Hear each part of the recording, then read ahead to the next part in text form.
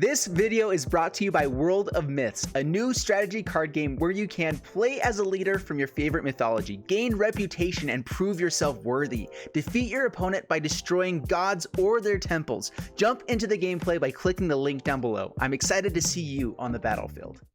Hello everyone and welcome. My name is Jeff and today we are going to have some fun diving into the Throne of Eldraine cards, and we are starting out with the colorless cards today. All the artifacts, well, not all the artifacts because some of those are colored and we're going to put those into the colored section here, but I am so in love with this set. I think it's so fun. I love the storybook type of feel.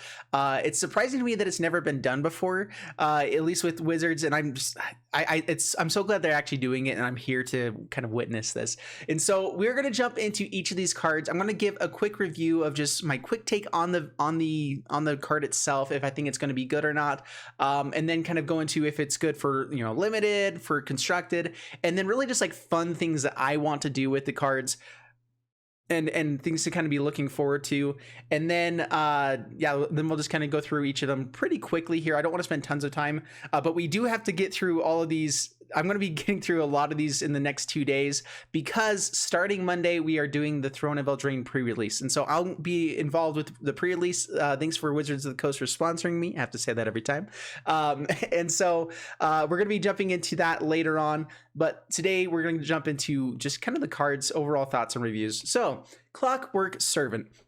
It's a gnome for 3 mana, 2/3, not terrible stats, and then it has Adamant. Whenever Clockwork Servant enters the battlefield, if at least 3 mana of the same color are spent to cast it, draw a card. So a 3 mana 2/3 that draws a card, and there's no downside. Like we play tons of 2 mana creatures that draw cards with a downside that we use all the time. And so Clockwork Servant, I actually think, is a very powerful card. I think it's a great 3-drop slot. If you're looking to, you know, complete a combo, want something that's going to be able to block pretty effectively, a 2/3 does kill or trade off very well with a lot of creatures. And so as long as you're in a monocolored or a heavy one color dual color deck or something like that, Clockwork Servant's a great card in there. I think it's great for limited because if you are kind of playing something, in fact, with Throne of Eldraine, there's going to be more value in staying monocolored in limited and draft sealed than we've ever seen, because of Adamant. And so it actually might be worthwhile to, whenever you're drafting, to try to stick with one color mostly and pick up Clockwork Servants or other artifacts along the way to make sure that you're actually getting you're actually utilizing Adamant the best that you can. Of course, there are other things out there that may make a deck better with limited. You don't typically want to go more than 2 color in limited anyway, but I think Clockwork Servant is a really good card. I think it'll see quite a bit of play just as a good filler slot. It helps you draw cards, piece together the consistency of a combo, and it actually has pretty good stats. Next up, Crashing Drawbridge. So 2 convert mana cost creature, 0/4. It's a wall, and it has, I mean, obviously you can see, right? But it's a common defender. Creatures you control gain haste until end of turn if you tap it. I actually am intrigued by this one. There is a lot of cards or times that I've been like, man, I wish there was just an easy way to just give our creatures haste instead of having to run a spell or something like that. Crashing Drawbridge is perfect for this slot where it's a good defender. It'll slow down the game a little bit. You can get out your bigger guy. If you want to play a Drakuseth deck that can give it haste immediately, or something like that, you can run a full play set of these. If you have 2 out, you can use, Blood for Bones to get the other one. So I think Crashing Drawbridge actually will see some play because of the ability of just giving creatures haste. I think that's very powerful. And it also slows down the game. So I could actually see this card see play than most others that we've seen, just because the tap ability is very powerful. Definitely make sure you have some value there before you really play it. I think that even in limited, it's not terrible if you know that you have some creatures you're going to want to give haste. If you're just looking for a defender wanting to, again, all of these artifacts, I think that you can pick them up if you're trying to stay more monocolored. In draft or in sealed, you can maybe throw into that slot. But other than that, this is more for a combo deck where you're just trying to make sure you get this guy some creature out and then give it haste as quick as possible. Enchanted Carriage. When Enchanted Carriage enters the battlefield, create 2/1/1 white mouse creature tokens. and then it crews for 2. So it already creates the thing that you can crew it up. So it's basically, it creates 6 power on the battlefield, although you can't really have all 6 power available at one time because you'll have to tap down the 2 mouse tokens. I'm really interested to see what the mouse tokens look like. Actually, I think they'll look really cute. But this actually isn't terrible. It creates a lot of 1/1 creatures, which, I mean, it can be good for Lovestruck Beast if you're looking for that, like in draft or something. It creates a couple more 1/1 creatures. And then the crew 2, it's not terrible. I don't think this is necessarily amazing. It is a 5-drop slot where you're going to be competing against a lot of other really good cards. So I'm not sure about that, but it's not terrible. All right, Ginger Brew, 1 mana with haste, so 1/1 with haste. That's already good stats. Pay 1 and it can't be blocked this turn except by creatures with haste, which you typically won't run into too often. And then you can also sacrifice it to gain 3 life. This is a great card. I think it's very powerful. I mean, especially with all of the Cavalcade Calamity decks being really powerful. The only reason I was initially thinking this was a for sure shoe-in for the Cavalcade of Calamity deck, except now that we have Torbrand, the red dwarf that says any red source will do 2 extra damage. It is good to have more red sources in there, so if you can have that, but at the same time, a 1/1 with haste that can also not be blocked by creatures, and we've already seen that that's really powerful in the Cavalcade of Calamity deck with 10th Street Dodger, I think it's called, and the ability to gain life against other aggro decks actually makes Ginger Brew. So it's one of those. I think you do actually put this in that deck, but it may be better to have some other stuff. But we do have lots of hasty creatures with kind of evasive effects with stuff with Cavalcade of Calamity deck now. This definitely goes in. All right, Golden Egg, 2 cover mana cost. 1 enters the battlefield, you draw a card. We've already been able to play with this in the Brawl deck. Pay 1 to sacrifice, add 1 mana of any color. If you are needing mana fixing in Limited, this is such a good card for that. It's because you get to draw cards. You get to try to dig for your other lands if you're needing. And also, it's just a great turn 2 play. No matter what lands you do have, you can play it and then be able to fix mana for anything. So anything that's needing artifacts that is in multicolored, because multicolored, like anything over 2 colors right now is going to be very difficult to play in constructed. That's where you kind of play this. Is like, okay, I want to make sure that I can have that 3rd color if I'm playing a Layla. You're going to be wanting Golden Egg in here. And then also being able to sacrifice to gain 3 life, pretty good. Sacrificing stuff does have triggers with Mayhem Devil, so it still is relevant. But mostly you're going to want this because of the draw card. Next up, Henge Walker, 3 cover mana costs, Golem, 2/2. And it has Adamant. If at least 3 mana of the same color was spent to cast this spell, it enters with a +1/+1 counter on it. 3 mana, 3/3 if you're in a monocolored deck. Again, I think this is more used in a Limited. There is the Golem deck. There is a Golem Lord that is, I think was in the last set that we hadn't seen any play yet. So I mean, maybe there's a deck there still. That's going to be much more of a janky deck that I'm excited to build. But Adamant, because of Adamant, again, this is a card that if you pick it up in Limited and Draft, and you're trying to stick with more of a monocolored theme, then getting the Adamant ability is really good, and being able to grab an artifact over, you know, some other color card is going to be worth having to stay monocolored just to make that Adamant be consistent. But there's probably better ways to go for this one. This one isn't one of those that I would try to stay monocolored just for this card. Heraldic Banner. We've already been able to play with this one for the last while. It's really good. You guys have seen this one, and this is played all the time right now. I think it's okay as a mana rock, and creatures you control get +1/+0. I think it's been seeing play just because it's the only card. That's one of the only cards that can go into monocolored decks. It's one of the only cards we can play with right now. I think it'll see a lot less play once we actually get into the format. I don't have a ton of love for it personally. I think it's meh. It is an Anthem effect just for monocolored stuff, which is cool. But like the only one that would really want it is red, as you can see with the banners and everything. Probably maybe mono white would use this okay. but Cavalcade of Calamity kind of makes it so you don't want to be using Heraldic Banner anyway. So I'm not a huge fan of this card in the format right now. All right, Inquisitive Puppet. This is one I'm pretty impressed by. That I haven't heard anyone really talk about it yet, but 1 career mana cost, 0/2. When it enters the battlefield, you scry. So that's one thing it already does, is that it comes in and it scries. And then you can exile Inquisitive Puppet to create a 1/1 white human creature token. So the cool thing about this is that it's a great blocker, and it creates a 1/1, which is good for Lovestruck Beast, and also a human, which the cool thing is that if you're playing a non-human deck or stuff that has a lot of non-human stuff, you can still run this. But the main thing here is that it's like a Hunted Witness. It doesn't give you a life linker at the end. That's the only reason Hunted Witness was really, I would say, better than this.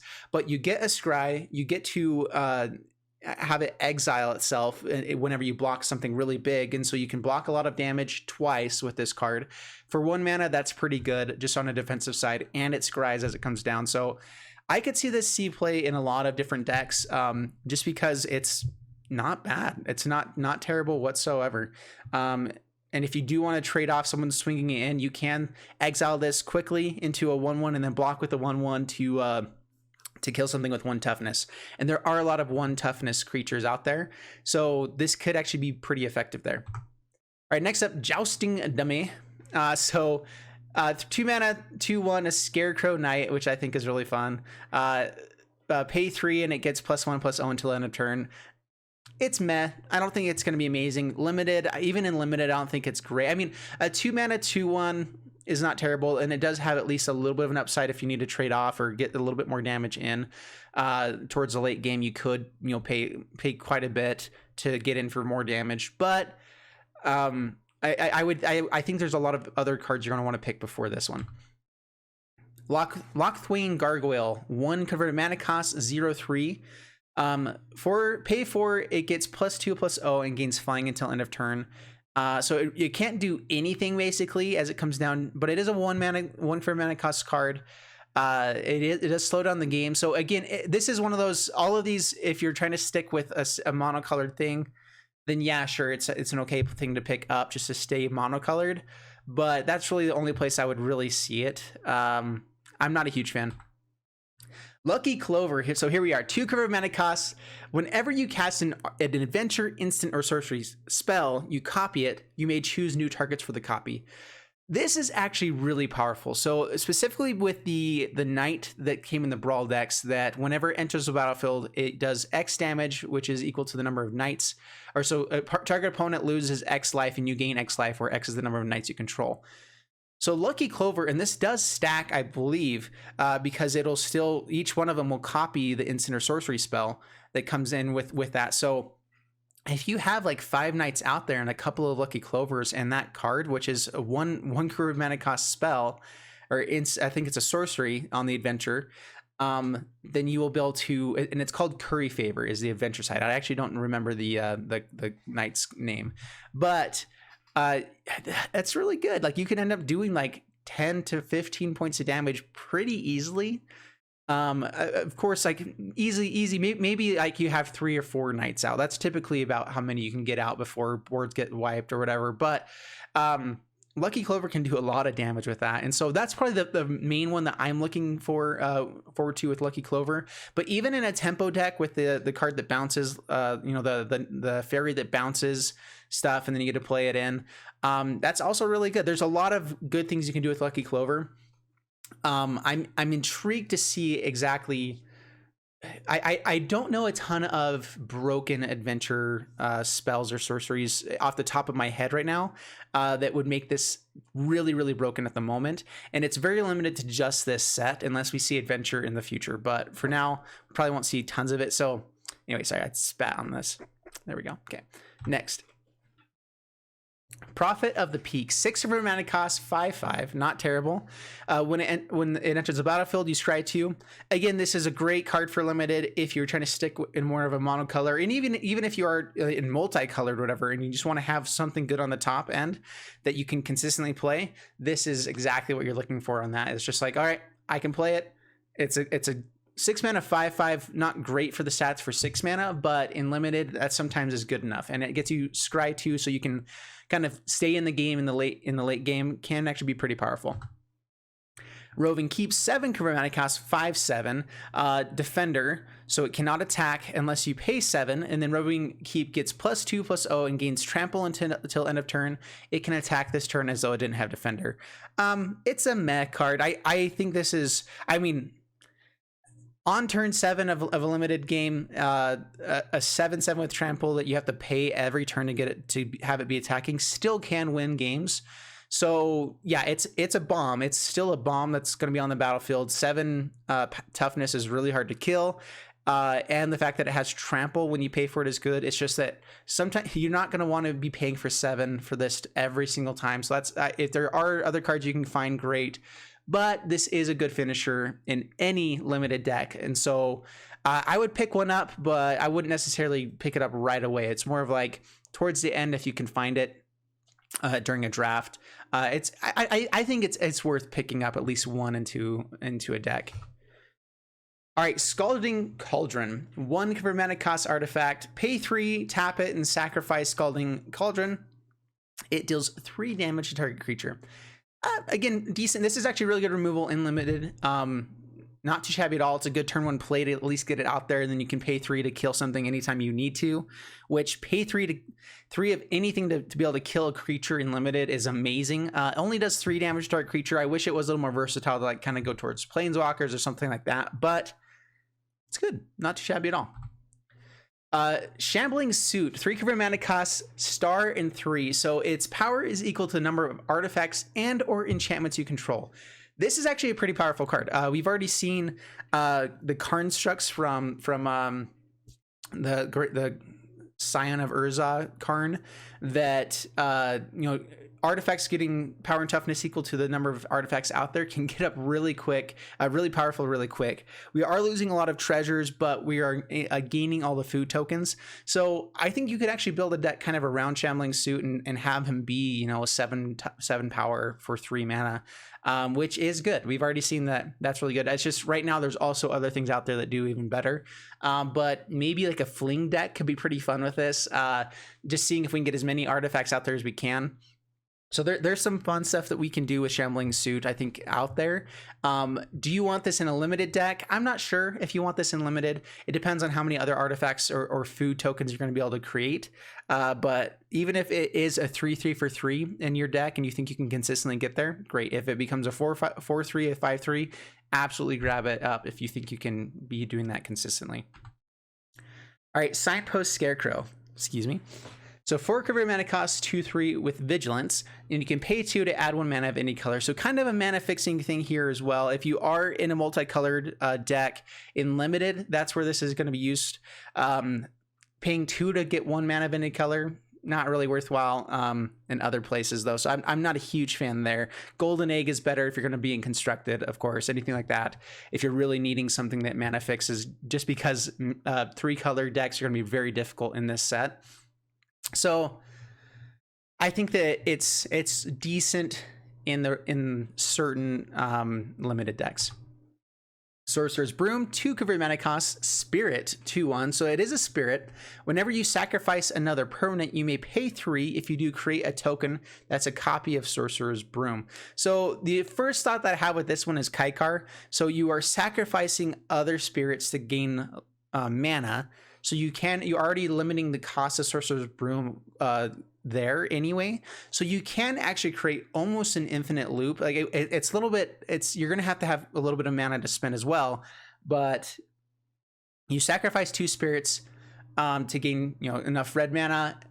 Keep copying Sorcerer's Broom, which also creates more spirits you can sacrifice with Kaikar. So as long as you have 1 Sorcerer's Broom out there, you're kind of producing one. You're making the sacrifice cost 1. The initial one is going to cost 2, and then every sacrifice after that point is going to cost 1 mana to create another Sorcerer's Broom. So if you have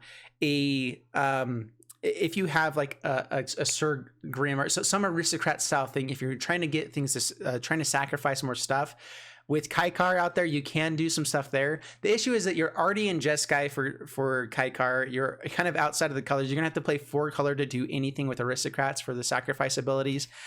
So I think it's interesting that Sorcerer's Broom actually can be good with Kaikar. But that's probably the only real thing I see there. Other than that, if you are sacrificing food tokens, you're gaining 3 life. You need to do that anyway. You can create another blocker. So this is good and limited for that reason. If you're going to have things that you can sacrifice, it can get out of hand for sure. And I love the art. Like it's pretty cool.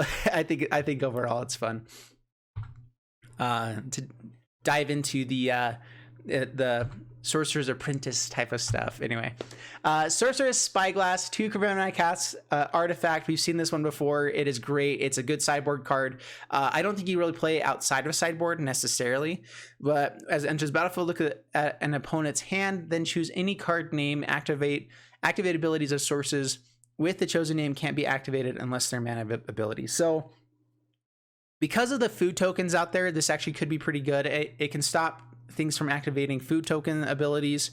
Planeswalkers, of course, are still good. There are a few more artifacts out there. Oh, excuse me. You can also turn off equipment, I believe, on this as well, as far as the activated ability of equipping to a creature is an activated ability. So again, the Sorcerer's Spyglass has a lot of good potential. It is more of a sideboard card though than a main board, unless meta changes and there's something you always want to be blocking with this with certain decks. All right, Spinning Wheel, 3 cover mana cost. Tap to add 1 mana of any color, great, and pay 5 to tap target creature. Not terrible. This is a great limited card. It ramps you up. Of any color, if you're in multicolored decks, absolutely want one of these. And then being able to tap a creature in late game to kind of slow down the game. If they have one big bomb, then you can just be tapping it every single turn in late game. Not terrible, not too shabby at all. I was kind of hoping the Spinning Wheel would be a little bit better card, just because Sleeping Beauty is one of my favorite Disney princesses and everything. Not that we're bringing Disney into any of this, excuse me. But anyways, it's an okay card. Stonecoil Serpent. All right, this one is insane, and you guys, it's been out for a while, but if you haven't seen it yet, this is such a good card. All right, so pay X. So Stonecoil Serpent enters the battlefield with X +1/+1 counters onto it, and it also is a snake. First off, so snakes get some love there.